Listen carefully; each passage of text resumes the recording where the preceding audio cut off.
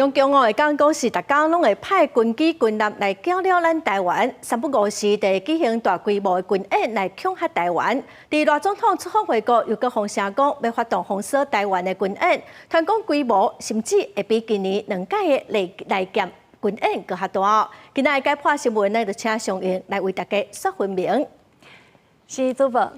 解破新闻有理路有深度，观众朋友大家好，我是尚英。今仔日咱要来关心的，就是这中国敢有可能要来举办军演呢？咱的赖总统这回去拜访南太平洋的友邦，要未回国的时阵，都有听咧这中国有可能对咱台湾来发动军演。这摆中国是宣布连续3天，伫福建、浙江的东平来设抗疫的保留区，这互各界认为讲，这有可能就是中国军演的第一步。咱先来看，自从赖总统上任了后，中国其实已经对咱台湾发动过2届的军演。一摆是伫咧今年的5月，也就是赖总统就职的时阵，范围就是咱所看到的这个粉红色的所在。也若水色的所在是咱今年双十大典的时阵的军演的范围。这2届拢互人号做是联合来剑2024，用 A 甲 B 来做分别。看起来主要就是针对咱台湾本岛的外围。也若这道就是咱所看到的蓝色的部分，拢总有7搭。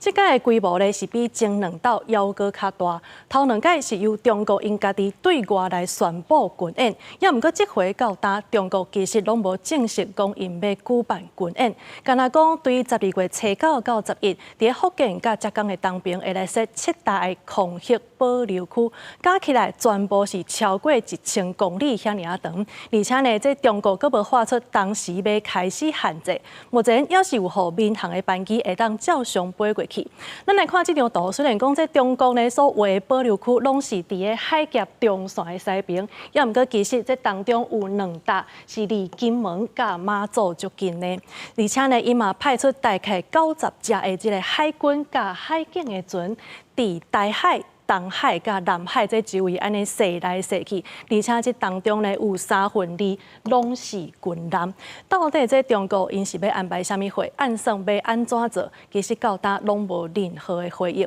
另外呢，大家上界关注的是有风声讲，即摆呢，这中国若准军演，可能是会找罗西亚做伙来行动。所以即马无论是美国也是日本，大家拢真要意。面对中国这款做代志拢无讲好清、讲好明的这个态度，咱国军是表示讲，咱的立场是袂了争端，而且谨慎来应对。即马咱已经设应变中心，嘛甲海巡来合作，随时注意台海的动态，就等中国敢有后一步的动作。以上就是今仔日的解破新闻，咱即马甲现场交等以后主播。